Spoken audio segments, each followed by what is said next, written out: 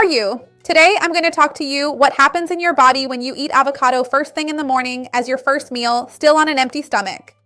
The foods we eat right when we're fasting, right? Starting off our meals for the day can have a huge impact on our inflammation, blood sugar control, satiety. So, I'm going to explain to you exactly the role of avocado in all of this, give you ideas on how to eat avocado, the main mistakes you should avoid. Stay until the end, you won't want to miss it. Before we start, I want to ask you, what is your classic everyday breakfast? What is something you never miss at breakfast? I would love to see your comment. If you can, go ahead and like the video. That's really important for me here. It shows YouTube that you support the channel and trust my content. And if you know someone who is looking for strategies to lose weight, reduce inflammation, or control blood sugar, share this video because avocado can really help with all of that. The first food we eat to start our day is often underestimated by most people. Many people don't really pay as much attention or take as much care with breakfast as they should. Some people skip this meal, which is very important, and others don't really pay much attention to what they actually choose to eat at this time. When we start this meal, this first meal of the day, with foods that are quickly absorbed like white bread, cookies, boxed juice, or even just fruit by itself, but in large quantities, glucose tends to rise very quickly. So what does our body do then? It responds by secreting a lot of insulin, and insulin sends a clear message to our body. Now it's a more favorable environment for us to store fat, energy, mainly in this area here, the visceral and central abdominal region. And besides that, it acts as a counter-regulator of the catabolic process, so it temporarily reduces fat burning. Now, when we compare this with a first meal where we add avocado, it gets much better, metabolically speaking, because avocado is rich in monounsaturated fat, mainly oleic acid, the same one found in olive oil. People don't know that.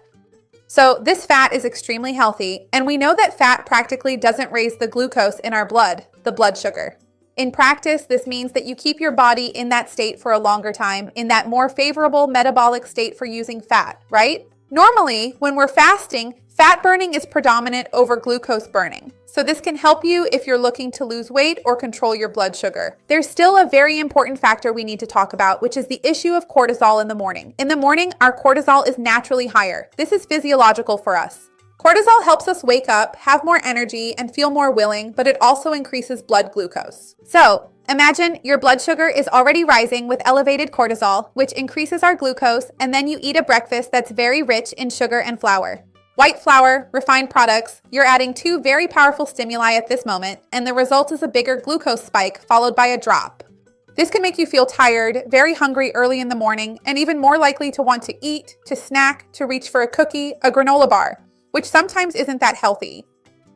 By comparison, if you added avocado at this moment, that wouldn't happen. In the same way, the energy is released more slowly, more steadily, and more sustainably. So, as a result, we end up having a more stable release of energy, less fatigue throughout the morning, and less desire to snack. And it also really helps with satiety and controlling our appetite. Still talking about satiety and appetite control, avocado plays a very important role when we think about the mechanisms of hunger. Since it has a lot of fiber and healthy fats, it stimulates certain gut hormones like GLP-1, which we talk about a lot these days because of weight loss injections, and PYY. So in practice, this means that you actually feel less hungry, you feel much more satiated, and this food stays in your stomach longer, which always happens when we consume a lot of fiber and healthy fats. So this can reduce that cycle of constantly thinking about hunger, right?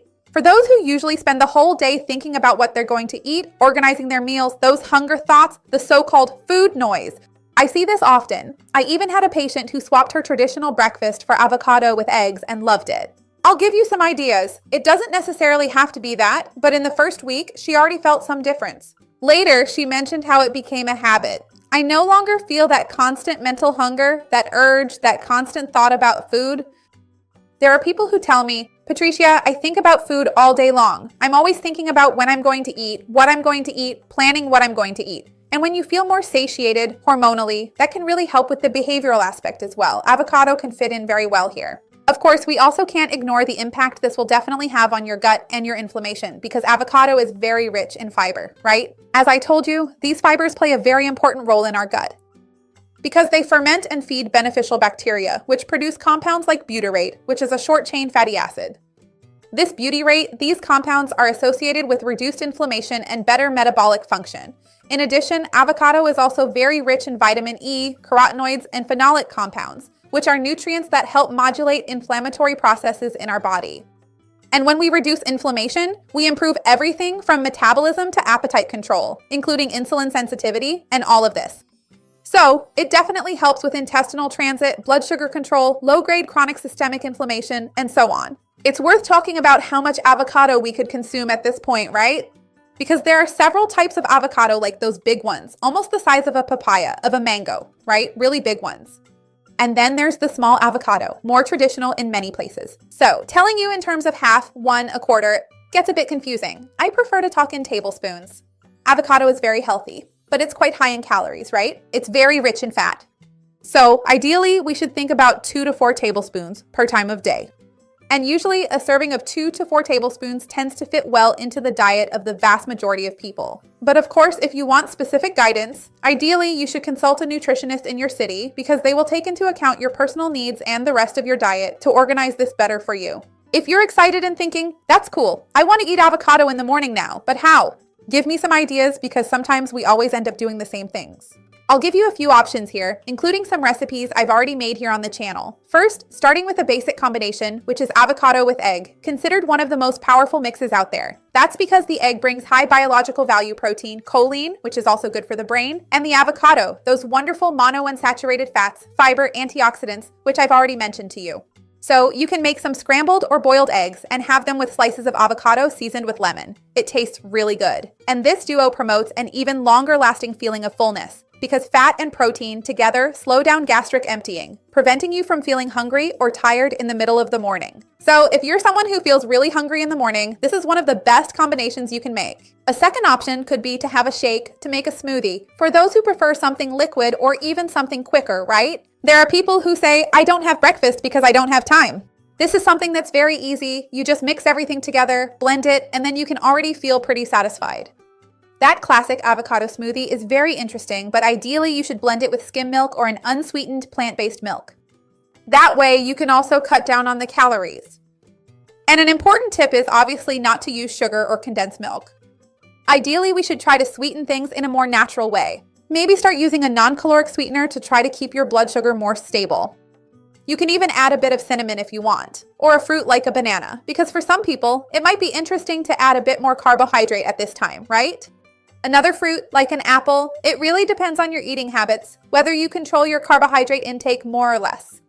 But remember, you can make a really hearty smoothie that will keep you full at this time, which can be a great option. Another option is to use a spread, a mayonnaise, or a little avocado-based pâté to put on your toast or bread instead of using margarine, butter, or even a fattier cheese, right?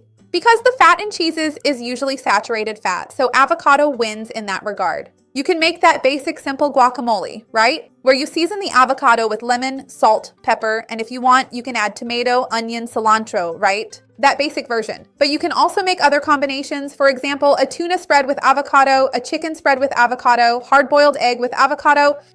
It creates a really interesting filling depending on the combination, right? As I mentioned, with tuna or sardines, it's even richer in omega-3, another even healthier fat. And then it's perfect for you to use on healthy crackers, healthy breads, or even on wraps. Remember, I have lots of recipes here on the channel. If it's the weekend, or you have more time, or even during the week and you want something more elaborate, remember that I also have a recipe here for avocado pancakes, avocado cookies, where you usually mash the avocado and use eggs or some kind of flour, right? You can use oat flour, flaxseed flour, coconut flour, chickpea flour to get the right consistency. Then you get it to the right pancake consistency where you lift the batter, but it's still slightly somewhere between liquid and creamy, and then you brown it in the skillet. It turns out really good. And then you can pair it with whatever you like, depending on whether it's sweet or savory or whatever you're most used to. I actually think this pancake is so tasty that you can even eat it plain. I don't know if you've ever tried it. Let me know down below in the comments. Also, remember that I have a playlist of avocado recipes with lots of ideas for you to add avocado to your daily meals. This strategy of adding avocado right at breakfast works for everyone, but obviously there are some people who benefit even more from it. Mainly, this is true for people who have trouble controlling their appetite, who are trying to lose weight but feel very hungry. Avocado, despite being high in calories, is very filling. So if you control the amount, it can really help you in your weight loss journey. Those who feel very hungry in the morning will notice a significant improvement. People with insulin resistance are usually benefited because of the fiber and healthy fats. Like I mentioned to you, right? They help to keep the blood sugar steady. and for those who want to lose weight more steadily without suffering, without going hungry, right? Because weight loss is something you achieve in the medium and long term. It's not just about losing 4 to 7 pounds and then going back to an unbalanced diet and gaining it all back, right? That's the yo-yo effect. And when you realize it, in the end, you're already many pounds heavier than you were before. So, avocado can help you because of this metabolic and hunger control in the process of healthy weight loss. I want to know down below, how many pounds would you like to lose? If you usually eat avocado, how do you eat it? I would love to read your comment. Remember to like the video, it really helps me here on the channel, and to share it with someone you know will enjoy it, with someone who needs it. Let's expand this chain of kindness. That's what I want here with the channel. See you next time. Bye.